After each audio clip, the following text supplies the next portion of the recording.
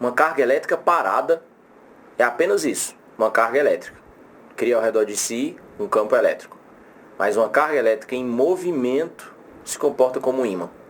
Ou seja, gera ao redor de si um campo magnético. O que acontece então se uma carga elétrica em movimento passa numa região onde já existe um outro campo magnético? Então são dois campos magnéticos interagindo. E aí o que é o básico da teoria de campos? Se dois campos interagem, surge daí uma força. Então se uma carga elétrica atravessa uma região onde tem um campo magnético, surge sobre ela uma força magnética. E qual o comportamento dessa força? Para a gente lembrar um pouquinho disso, vamos usar como pretexto a questão de número 40 da prova específica do vestibular da Unicristos para Medicina, 2015.1. Olhe na tela. Em um forno de micro-ondas, o magnétron emite ondas eletromagnéticas com uma frequência na ordem de 2.667 MHz. Lembrando que esse M maiúsculo é de mega e mega significa milhão. 2.667 MHz e mega é 10 elevado a 6.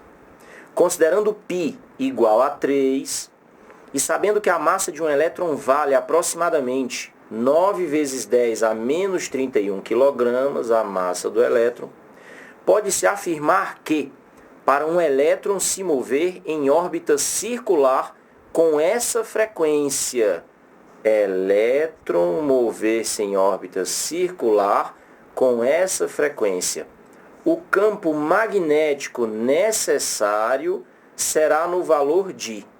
Repara que o campo magnético é medido em Tesla, e aqui foi lembrada a carga elétrica elementar, que de tão elementar a gente lembra sempre o valor, 1,6 vezes 10 a menos 19 coulombs.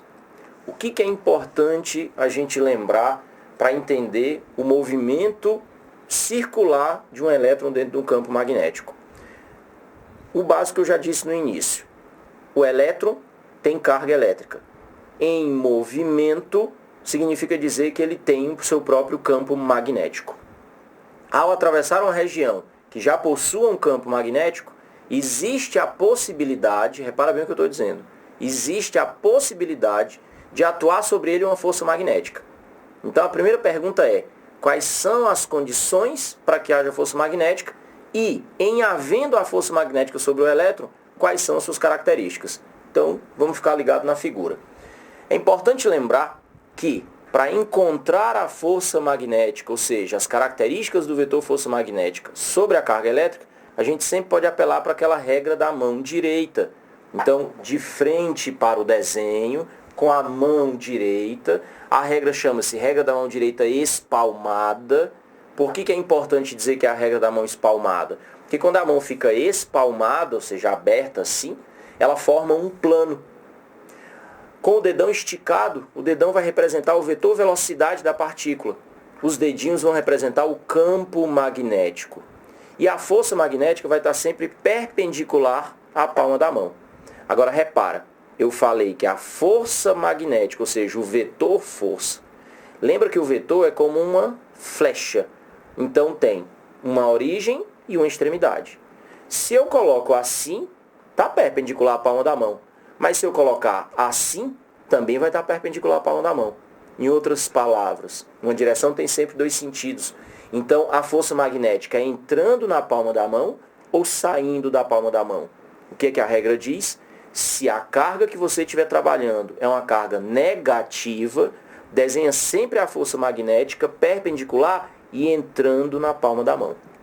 Então, de olho na figura, de frente para a figura, com a mão direita espalmada, repara que o dedão tem que acompanhar o vetor velocidade. Está aqui o vetor velocidade, ó, apontando nesse sentido, então o vetor acompanha o dedão.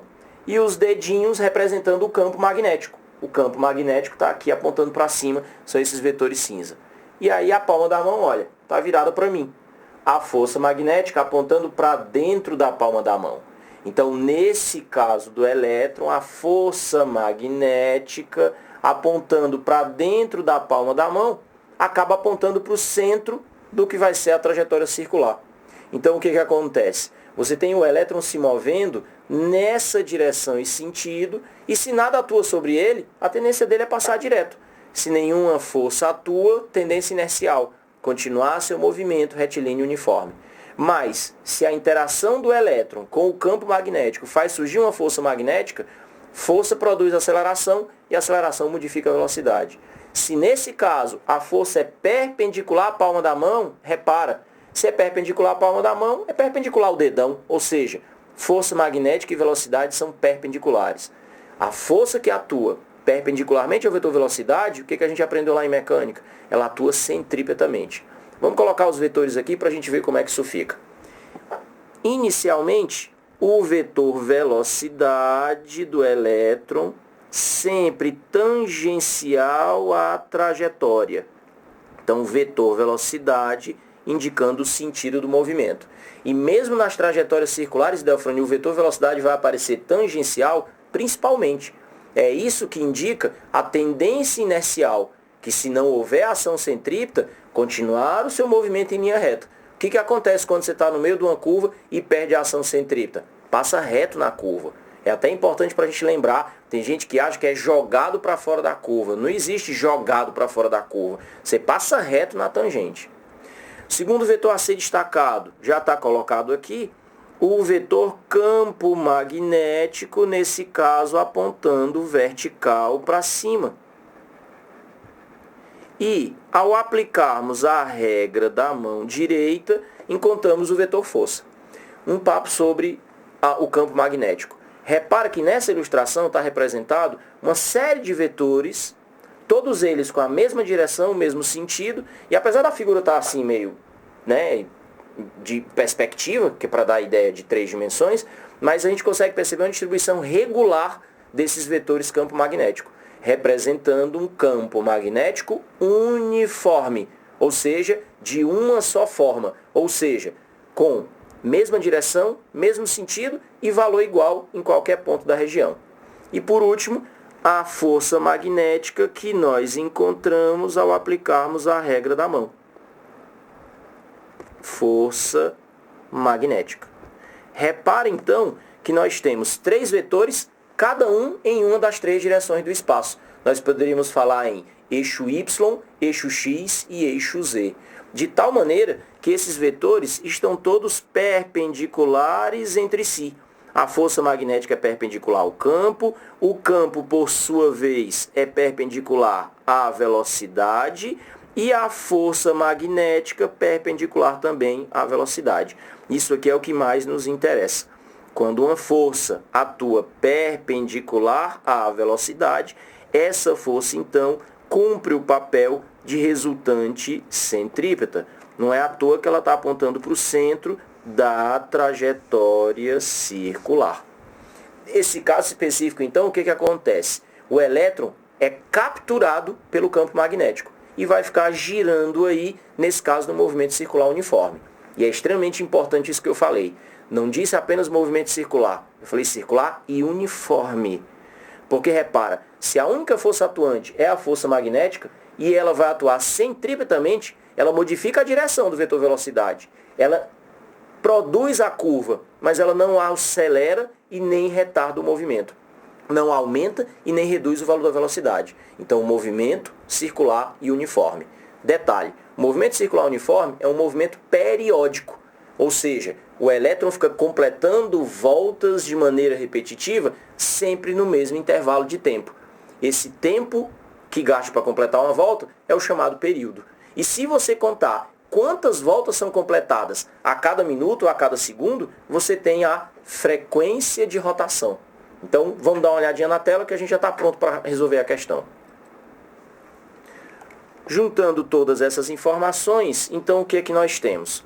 A força magnética fazendo o papel de resultante centrípeta. Força magnética que é Q vezes V vezes B vezes o seno de θ, onde o θ é o ângulo entre o vetor velocidade e o vetor campo magnético, apesar de que aqui nós utilizamos os módulos desses vetores. A força resultante centrípeta, massa, velocidade ao quadrado, sobre o raio da trajetória. Agora vamos para os detalhes. Observe que se os vetores são perpendiculares entre si, o seno de θ será o seno de 90 graus, que nesse caso é igual a 1. Então a nossa expressão fica mais simplificada. Q vezes V vezes B igual a M V ao quadrado sobre R. Dá para fazer uma simplificação entre o V que aparece desse lado e o V ao quadrado que está do outro lado. E nós teríamos então carga vezes campo igual a massa vezes velocidade sobre o raio. Uma coisa importante para a gente lembrar dos movimentos circulares. Você pode tanto medir a velocidade tangencial, ou seja, a velocidade escalar, ou seja, a velocidade linear, como você pode relacionar com a velocidade angular. Lembrando que linear é angular vezes o raio. Se nós fizermos, então, a substituição de uma expressão na outra, nós teremos carga vezes campo igual a m vezes ômega. Percebeu? Esse raio vai tirar isso daqui. E, ainda do movimento circular, lembrando que o movimento é circular uniforme, a velocidade angular pode ser calculada como produto 2πf, ou seja, 2 vezes π vezes a frequência do movimento. Fazendo, então, mais uma vez a substituição, o que nós teríamos? Nesse caso, a carga vezes o campo igual a massa vezes 2 vezes π vezes f. E isso vai me dar a expressão que eu preciso para obter o cálculo da resposta. A pergunta é o valor do campo magnético, dada a massa, dado o π, dada a frequência e dada também a quantidade de carga. Então, nesse caso, nós teríamos, para descobrirmos o valor do campo magnético, massa vezes 2π vezes a frequência sobre a quantidade de carga. Repare que todos os valores necessários foram dados. A massa foi dita como 9 vezes 10 a menos 31 quilogramas. Não estou preocupado com unidade, porque pelo que eu vi ali no enunciado, todas as grandezas foram fornecidas com unidade no sistema internacional. O autor da questão até me ajudou, dizendo para considerar o π igual a 3, o que já justifica que a gente vai estar fazendo um cálculo aproximado. A frequência. Bom, quer que a frequência de giro do elétron seja a mesma frequência das micro-ondas num forno de micro-ondas. E aí foi dado 2.667 mega, ou seja, 10 elevado a 6 hertz. Esse hertz é exatamente a contagem de repetições por segundo, é a unidade de medida da frequência. E por último, a carga elétrica elementar, a carga de um elétron. Mesmo que não tivesse dito, esse aqui é um valor muito comum, a gente acaba lembrando de tanto fazer questão, 1,6 vezes 10 elevado a menos 19. Agora vem aquela parte dos cálculos. E aí uma coisa que eu gostaria sempre de chamar a atenção. Muitas vezes, não sei se tu faz isso, mas eu vejo o pessoal estudando no colégio, na sala, e aí calculadora na mão, fazendo conta. Eu sempre paro para perguntar, não aguento. Está estudando com calculadora? Ah, professor, é para ganhar tempo, eu estou só estudando. Mas você está estudando para quê? Para fazer prova? No dia da prova, vai poder usar a calculadora? Entenda, se você não exercita os cálculos, no dia da prova, você vai precisar deles. É parte integrante do processo. Para chegar na resposta, eu tenho que saber os conteúdos de física, eu tenho que interpretar o enunciado, eu tenho que saber quais equações usar, mas eu também vou ter que saber operar com os números. E às vezes, a falta de destreza em fazer as contas, porque nem sempre os números são bonitinhos, acaba me fazendo perder uma questão. E aí existem determinados vestibulares que têm como prática colocar o aluno para fazer conta. E aí, pelo que a gente tem visto, se você está acompanhando a sequência de vídeos aí do vestibular da Unicristos, é padrão. A questão pode ser legal do jeito como for, mas sempre termina com uma continha para fazer. E sempre precisa ser esperto com os arredondamentos. Então eu acho importante praticar. Estou falando isso porque às vezes tem gente que diz, não precisava fazer as contas nos vídeos, basta armar lá e depois colocar a resposta. Mas como que eu vou fazer isso, se eu não vou poder fazer isso na hora da prova? E eu estou aqui para te ajudar a se virar sozinho, do jeito que você vai ter que se virar quando você estiver lá na hora da prova. Beleza? Então um pouquinho de paciência, mas vamos fazer as contas sim. Olho na tela. Repara o seguinte, já que eu estou fazendo contas por aproximação, as alternativas aparecem com 2 casas decimais e eu tenho os números bem distintos, 3, 5, 6, 9. Aqui aparece inclusive com uma casa decimal só. Então eu vou começar a trabalhar os meus arredondamentos. Por exemplo, 1,6, se fosse 1,5, já começava a simplificar a minha vida. Repara por quê? Porque dava para fazer a divisão 3 por 1,5. E nós poderíamos então dizer que aqui ficaria 3 dividido por 3, 1. E 1,5 dividido por 3, 0,5. Observe então, a partir daí, que nós teríamos 9 vezes 2 vezes 2.667 dividido por 0,5. Eu já vou separar aqui as potências, tá? Esse 10 a menos 19 vai subir positivo. 19 com 6 é 25. 25 menos 31, 10 elevado a menos 6. Lembrando que eu estou fazendo um cálculo de aproximação. Então, olha, esse 9 aqui eu posso até deixar, esse 2 aqui eu posso até deixar também, mas eu gostaria muitíssimo que esse 2.667 fosse 2.500. E eu vou te explicar por que eu vou trabalhar com 2.500.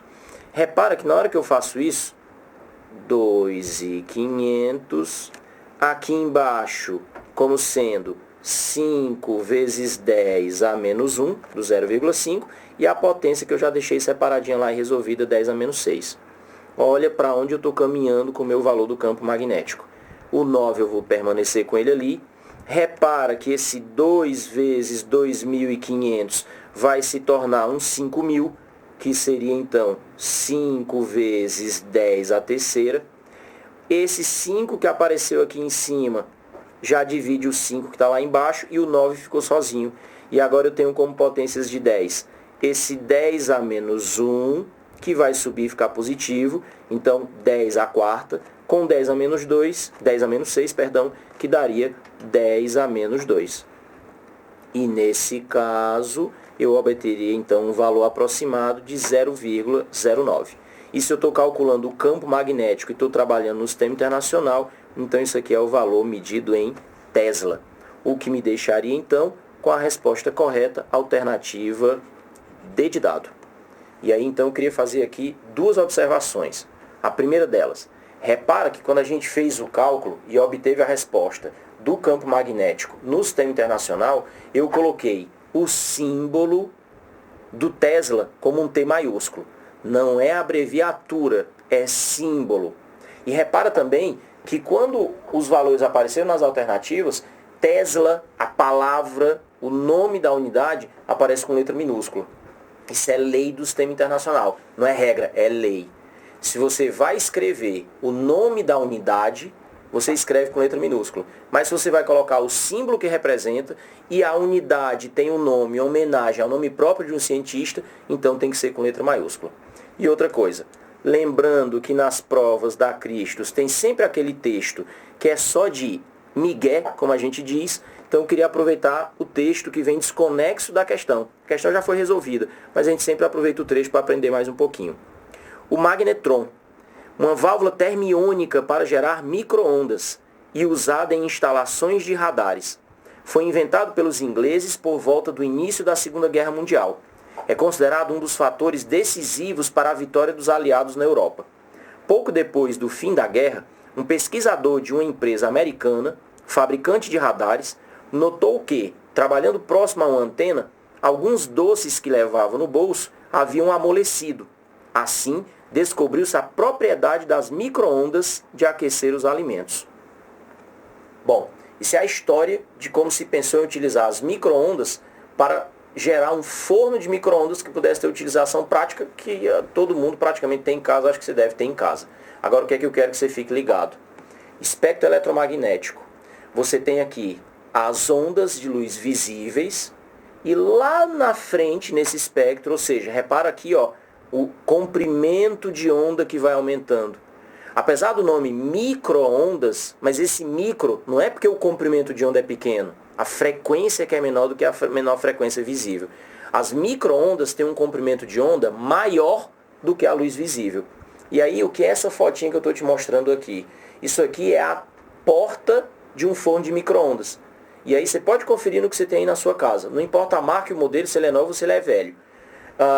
Todo forno de micro-ondas tem essa gradezinha, esse quadriculado na tela. Tem gente que pensa que aquilo é pintado e que é enfeite. Isso é uma tela de metal. E os tamanhos desses furinhos são pré-determinados. Eles são pequenos o suficiente para não deixar que as micro-ondas passem, mas são grandes o suficiente para deixar que a luz visível passe. Assim eu consigo ficar na frente do forno, olhar o alimento sendo preparado, mas eu não vou derreter como o chocolate da história que foi contada no texto. É isso.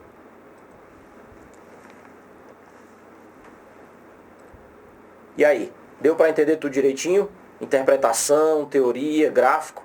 Se tiver ficado com dúvida, usa o comentário aí embaixo. Não deixe de se comunicar com a gente. Não deixe de acompanhar também pelas redes sociais. É importante fazer a inscrição no canal. Cada vez que tiver uma publicação nova, você vai ser avisado. E eu também não posso deixar de avisar. Se estiver curtindo o canal, se estiver curtindo o vídeo, se está te ajudando a estudar, não esquece de dar uma força para o canal continuar no ar. Tudo depende de estatística. E a primeira estatística importante, aí embaixo, ó, dá um joinha.